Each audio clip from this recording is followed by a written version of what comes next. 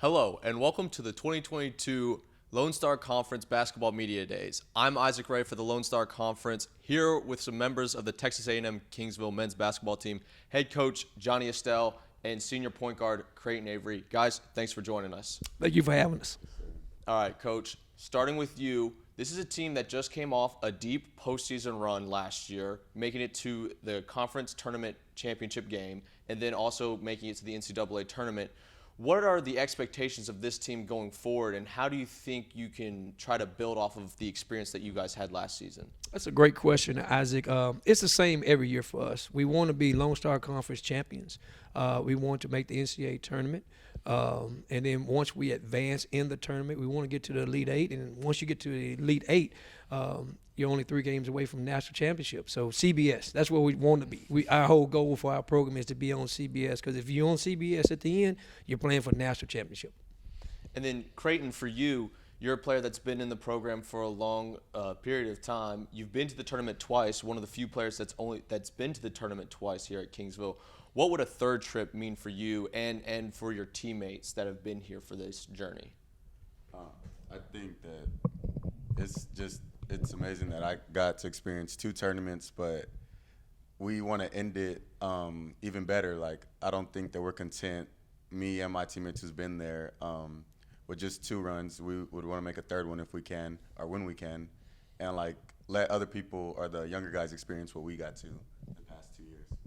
Right. And Coach, you know, this is a team, a lot of depth in terms of senior leadership with guys like Creighton, Will Chair, Jake Majors, guys who have been around the program for a long time. But you have 9 new faces on this team. Can you tell us about some of the players, some new to the Lone Star Conference, and some faces that you guys have had to play and coach against in your past? Yes, I mean, we have a unique combination of talent that we've added to the program.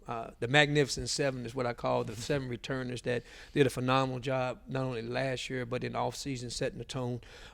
We addressed a lot of our needs in recruiting.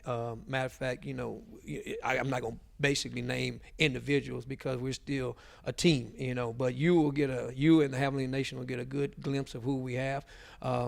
They bring another dimension, whether if it's size at the 4 position. We've had to play small for a long time. We can play more traditional now than, you know, and we have some really good guards. We have a host of guards, whether if they're freshmen or transfers that came in, that bring another dimension that adds to the 7 that we returned.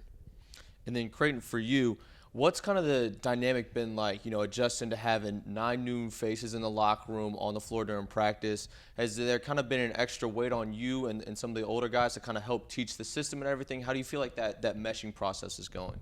I don't think there's much of a pressure, like, what's the word? There's no pressure for me or the older guys in doing that, because when we've built such a tradition, Coach Estelle and Coach O, they bring in people that we trust and we know that they're here for the right reasons. And just like when we were sophomores, me transferring in, I had somebody to look up to, and we just try to be that for the people coming in now. And Coach, your team is picked to finish 6th. How do you feel about, you know, this is a team that made it to the conference tournament championship, made it to the NCAA tournament, and you're picked 6th.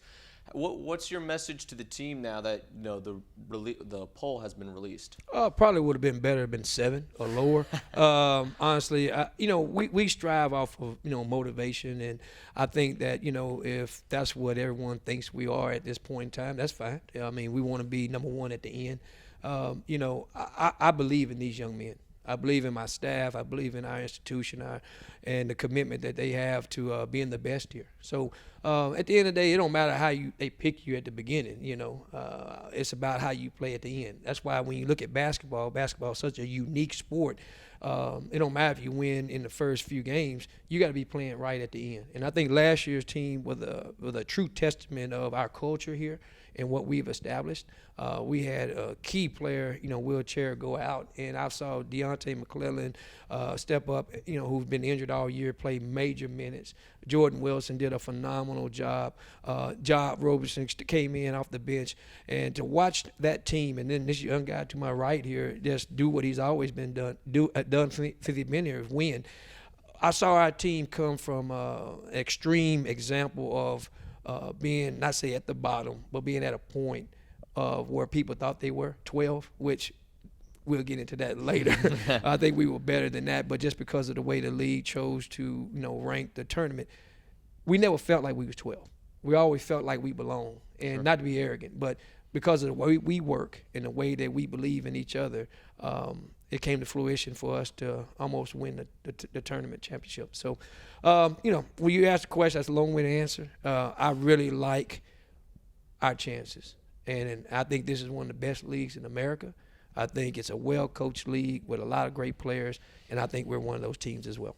And then Creighton, you hear Coach Estelle talking about it all the time, the culture, the Javelina way. That's the kind of the mantra that you guys have going into this season. What is the Javelina way as someone who has been around the program for a long time, maybe not as long as Coach Estelle, who was a player here and has now been coaching here, but what is the Javelina way to you and this team? I mean, I could say hard work, dedication, trusting one another, just like giving your all every day, 100%, and just like trusting the process, like not really thinking individually wise, but like more so family. And that's like what Coach Estelle is always preaching to us. But like at the end of the day, if you're not with us in practice, if you're not conditioning, then you really won't understand. Like words can only say so much. It's more so like what we're doing before the lights come on, that like when you're on the team, you know like what the Javelina way is, and when you see us, you can feel what we're talking about. All right, Coach, do you think he got the Javelina way down pretty well there? He's a perfect example of the Javelinas way. Him and his teammates, I couldn't have said it any better. It's exactly what I would think a guy that's been in our program, that's contributed as much as he has on and off the court, in the classroom. That's what I'm most proud of. We have young men in this locker room that are going to be successful without basketball, but they're using basketball right now to set the tone for them to be better fathers, husbands, and professionals. And at the end of the day, he's right. You got to be around us every day to get a feel for what Javelina way is. But that's what the mystic, definition of it is. Everyone hears that, and they want to be a part of that. What is that? You don't know what it is unless you experience it. And that's a special tribute to me and my staff and the guys in this locker room.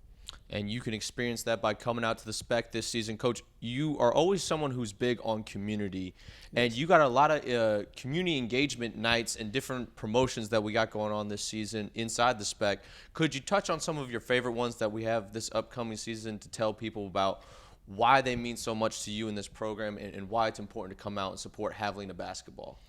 When I think about a program, it's not my program, it's our program. You'll hear me say that a lot when I communicate with alumnus, when I communicate with these guys in here, their parents, whether it's recruiting or even after recruiting. The community is huge. So we want to use our season as a way and a means to thank everyone,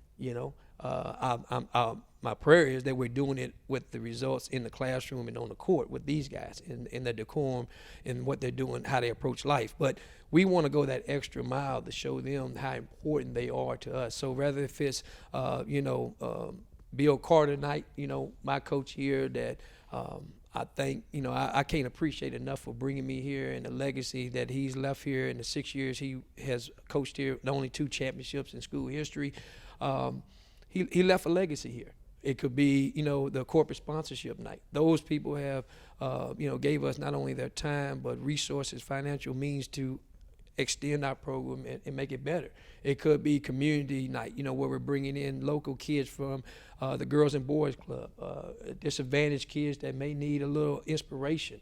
It's a wide array of things. Texas A&I night, I'm a big heritage and legacy guy. Those guys have laid the foundation that we're playing on, and we want to recognize individuals that's been a part of that. So, it's enough praise, in my opinion, to go around. We believe in the share philosophy. We share the work. We share the blame. We share the dream.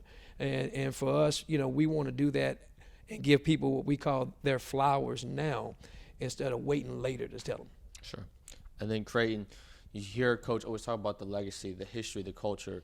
What do you want your legacy in this senior class legacy that's had so much success, that's been so important into reestablishing Javelina basketball? What do you want your legacy to be, though, after this season? I think that I want my legacy and also the seniors that are leaving with me just to be a product of how hard work can get you as far as you want it to. I don't think that specifically or just all of us, me, Jake, Will, Sammy, like all of us had different paths. Me and Sammy came from JUCO. Will and Jake worked hard. Corpus Christi, like we really didn't have the opportunities that other people have, but we made the best out of it. And like with hard work, resiliency, we just found a way and kept going. And there was different struggles for each one of us, but just staying consistent and working hard each day got us to the point we're at now. And we want the young guys to follow in that motto and not like cheat your way out and know that hard work comes benefits. Isaac, if I may, I wanted to add to that. One of our newcomers, we meet with them, kind of have a check-in with them, how they're doing. Sure. One of the biggest testimonies that I think that I've received from a newcomer that's been here only 8 weeks is he said he can feel the Javelinas Nation. He can feel our importance, meaning as a program that, we are guys that are engaged in different things, and I feel a family atmosphere. He says, I feel the leadership on this team, and they all name out the guys that, Creighton, Will, all the 7 guys returning, how they all lead. But he also may acknowledge our donors and everybody else, our alumni. So for me, I know we're doing it the right way, and there's no doubt that these young men that you're talking about, the seniors, who've sacrificed so much for us, not just for them in our program, but for our institution and our athletic program, that they're going to go out and give you their all every night. And I couldn't be no more proud. It's a bittersweet for me. I really don't want to let them go. They're probably ready to move on in life, but I could give them a life sentence. All right. Well, Coach Estelle, Creighton, thank you for joining us here on the 2022 Lone Star Conference Basketball Media Days. It's been such a pleasure. Thank you, guys. And for Isaac Ray and everyone here at Texas A&M-Kingsville, thank you for watching. Go Avs.